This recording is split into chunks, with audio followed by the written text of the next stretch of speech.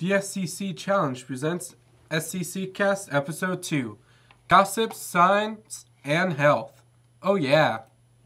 Hello and welcome back to SCCCast, Southeast Community College's very own podcast, with me, Nicholas Howe. We're going to jump straight into today's topics. In my free time away from the challenge, I like to sit in the student center at Kennedy. While I'm sitting there, I usually tend to tone out the conversations that are going on around me. But it doesn't always work, and I can't turn the TV up very loud in there, so I have to hear some pretty rough things. No, I'm not going to tell you the things that I heard in there, because they were very vulgar and wrong. And this brings up the first topic of the day, which is gossip. Gossip, as Urban Dictionary defines, is spreading a rumor or telling a story about someone behind their back, which isn't always necessarily true. While there are some good forms of gossip, they're mostly bad. A form of good gossip would be saying, "Oh, she's so skinny, I wish I could be like her." But that can also transform into bad gossip by saying, "She is too skinny. Ugh." Thankfully, this isn't high school and we're adults, so we can get over gossip pretty easily. The next topic of the day is signs. Now, I bet you're wondering, Nick, why do we need to learn about signs? We're adults.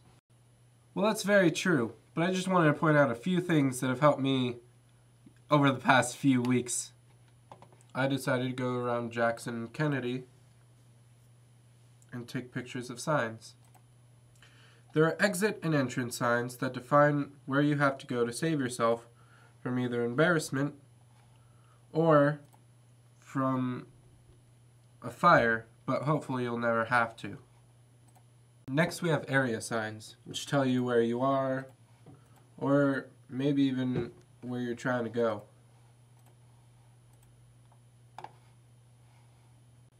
There are also guiding signs, which are almost the same as area signs. These signs help you, guide you to where you need to go, as well as help keep you safe from embarrassing situations.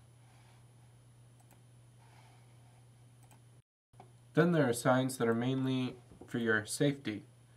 And you can't forget our school signs, because they tell us who we are, aka the storm.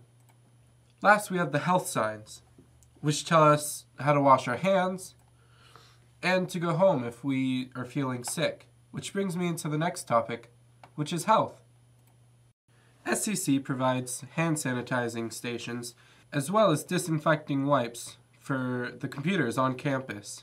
We ask that you take the time to use these as they're here for the students and to stop the spread of germs.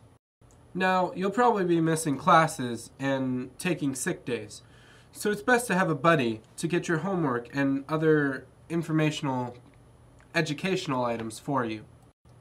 Remember to vampire sneeze into the antecubital or the inside of your elbow to prevent spreading. And don't forget to get lots of rest and fluids. Now, health can be a hard thing to get through. Even right now, I'm fighting through a mild cold for the second time. But the easiest way to prevent catching colds and flus is to properly wash your hands. So I'm going to teach you guys how right now. Step 1. Use soap and warm water. Step 2. Rub in the soap for at least 20 seconds. Make sure you get it all around your hands. Step 3. Rinse off the soap. As a bit of an aside, I would just like to tell you guys that in my experience with health classes, we've been told to wash the entirety of our arm when washing our hands, which I find is unpractical. Granted, I'm not a nurse, nor have I ever been interested in that profession, but I don't think it's a necessary part of washing your hands to wash the rest of your arm. In step 4, dry your hands with a paper towel and use the paper towel to turn off the faucet. This limits the chance of you getting sick because you touched the faucet after you had already washed your hands. Well, I hope you guys learned some awesome stuff, and see you next time on SCCCast.